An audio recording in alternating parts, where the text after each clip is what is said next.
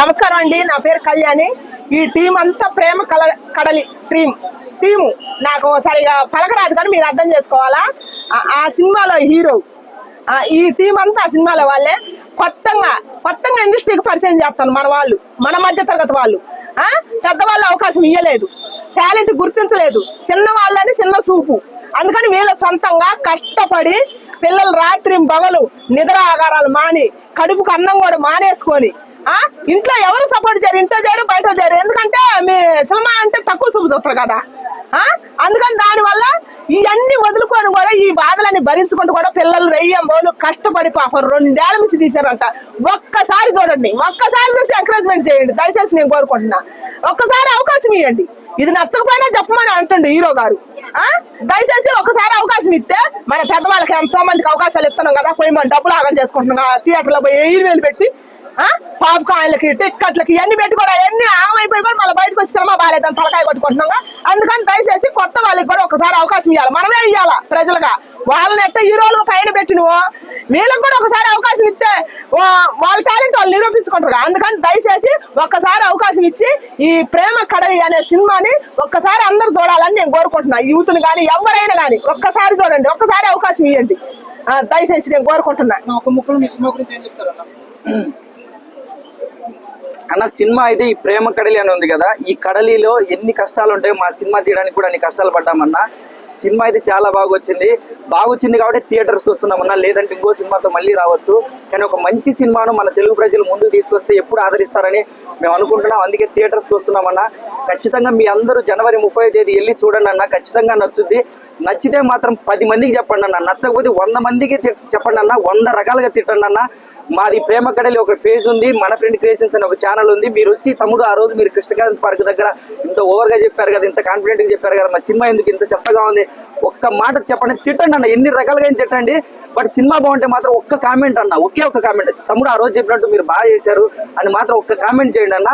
అది ఎందుకంటే మనం మధ్యతరగతి కుటుంబాల్లో ఎంత సినిమా తీయడమో, అసలు సినిమా తీయడం కాదు, సినిమాలో ఒక చిన్న క్యారెక్టర్ దొరకడానికి 4-5 సంవత్సరాలు కష్టపడతారన్న.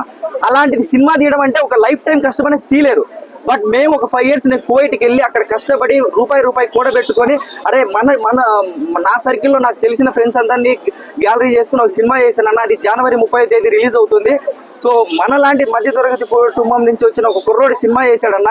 మీ అందరు సపోర్ట్ చేస్తే ఈరోజు 10 మంది అన్న, ఈరోజు 10 మందిని నేను సినిమాలో చూపించగలను అన్న. రేపు మన సినిమా బాగుంటే 100 మందిని నేను తీసుకొస్తానన్న, 100 మంది ఇలాంటి వాళ్ళు వస్తారన్న. సో దయచేసి మనలాంటి వాళ్ళని ఆదరించండి అన్న.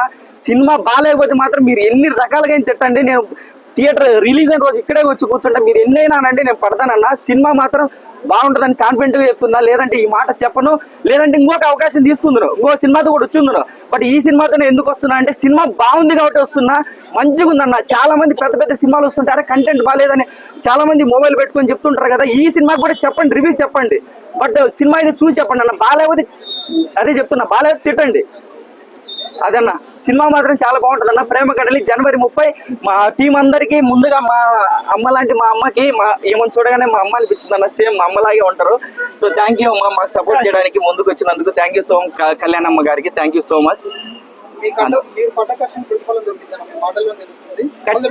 అన్న. అలాగే ప్రేమ అన్న, మా సాంగ్ ఒకటి వచ్చింది ఈరోజు మన ఫ్రెండ్ క్రియేషన్ ఉంది. ఆ సాంగ్ చూడండి అన్న, మేము పెద్ద బాధ, మేము పెద్ద కష్టము, మా ఎంత కష్టపడి ఈ సినిమా తీసి ఇంత అవుట్పుట్ ఇస్తామా, జస్ట్ ఒక సాంగ్ లో ఉంటుందన్న.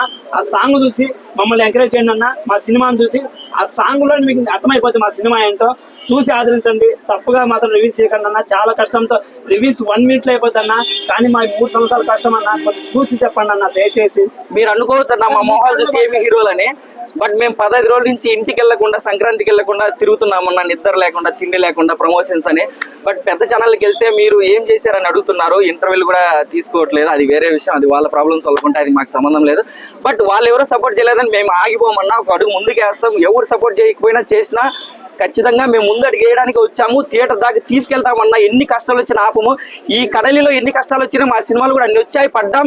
ఫైనల్గా థియేటర్స్కి వస్తున్నాం. సినిమా మాత్రం అందరికీ నచ్చేలాగే ఉంటుందన్న, డాన్స్ షూర్గా చెప్తున్నా.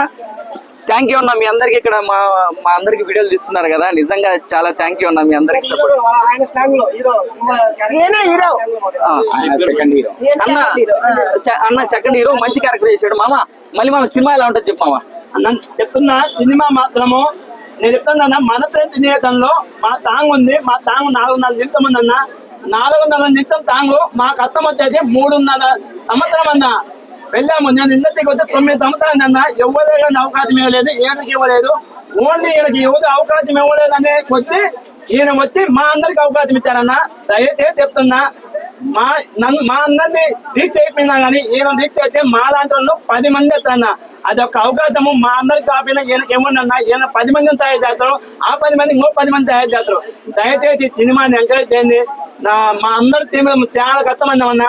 మేమందరం సంక్రాంతి ఇంటికి కూడా పోలేదు. 9 రోజులు అన్న ఇదే తొక్కేసుకొని తిరుగుతాను. మీరు నమ్ముకోండి అన్న. 9 రోజులు ఇదే తొక్కేసుకున్నా. మాకు పిల్లలు ఉందన్న. నాకు 2 పిల్లలు, ఈమెకి 2 పిల్లలు ఉన్నారు, చిన్న పిల్లలు. నాకు పిల్లలు ఉంది. కానీ నేను ఇంటికి కూడా పోలేదన్నా. మేము తిరుగుతూనే ఉన్నాం, ఇదే చేసుకొని తిరుగుతున్నాం అన్న. 9 రోజుల నుంచి మీరు నమ్మకపోండి. ఉన్న వాస్తవం అందరికి అర్థమన్నా. అన్న రోజుకి 3 గంటలు కూడా నిద్రపోయాలన్నా. నా మీద వస్తున్నా. మీరు నమ్మకపోండి. రోజుకు 3 గంటలు కూడా నిద్రపోయాలన్నా. ఏమేం చేద్దాం అన్న, రేపేం చేద్దాం, రేపు ఎత్తుకోదాం అన్న, రేపు ఎత్తుకెళ్తాం. ప్రతిరోజు అన్న మీరు నమ్మకపోయిన నిద్రలో కూడా ఏ ఆలోచన అన్న. ఎందుకంటే మా 3 సంవత్సరాల కష్టం అన్న ఇది. దయచేసి అర్థం చేసుకోండి. మమ్మల్ని నమ్మకపోయినా కానీ మా కంటెంట్ నమ్మింది అన్న చాలు. మీ అందరూ మా కంటెంట్ నమ్మని చాలు. పెద్ద సినిమాలకు వచ్చారు కదన్నా, మా దాంట్లో గంట ఉందన్న. గంట ఆలోచిస్తుందన్న. చూసి చెప్పండి అన్న. ఒకటి చెప్తానన్న అన్న, సినిమా 2 గంటల 58 నిమిషాలు ఉంటదన్న. అన్న సినిమా 2 గంటల 58 నిమిషాలు ఉంటది. మీరు 10 నిమిషాలు చూసిన తర్వాత మీరు బోర్ కొడితే వెళ్ళిపోండి అన్న. బట్ సినిమా 3 గంటలు ఓపికగా ఎవరైనా ఓపికగా కాదు, ఖచ్చితంగా 3 గంటలు మీరు కూర్చుంటారు. డాన్సర్గా చెప్తున్నా, 3 గంటలకు సినిమా కూర్చోకపోతే, ఎందుకంటే ఒక కొత్త కుర్రోడు వచ్చి 3 గంటల సేపు సినిమా చేస్తే, అరే ఎందుకు నీకు 3 గంటలు, నువ్వేనా పెద్ద చిరంజీవి లేకుంటే బాలకృష్ణ పెద్ద హీరోలతో పోలుస్తారు. కానీ కంటెంట్ ఈజ్ కింగ్ అన్నారు కదన్నా. సో అదే కంటెంట్తో వచ్చాము. ఒక లైఫ్ స్టోరీ అన్న, ఇది లవ్ స్టోరీ కాదు, ఇది ఫ్యామిలీ స్టోరీ కాదు, ఒక లైఫ్ స్టోరీ అన్న. సో అందుకోసమే కొంచెం లెంత్ ఉంటుంది. మా 10 ఏళ్ళ కష్టాన్ని మేము సినిమాలో చూపించామన్నా. సో 10 ఏళ్ళు కష్టం అంటే మీరు కనీసం ఒక 3 గంటలన్నా ఉంటుంది కదన్నా. బోరు కొట్టే సీన్ ఒక్కటే ఉండదన్నా, లైఫే ఉంటుంది అక్కడ. మీ ఏదో ఒక హగ్ సీన్లు ఇవేమి ఉండవన్నా.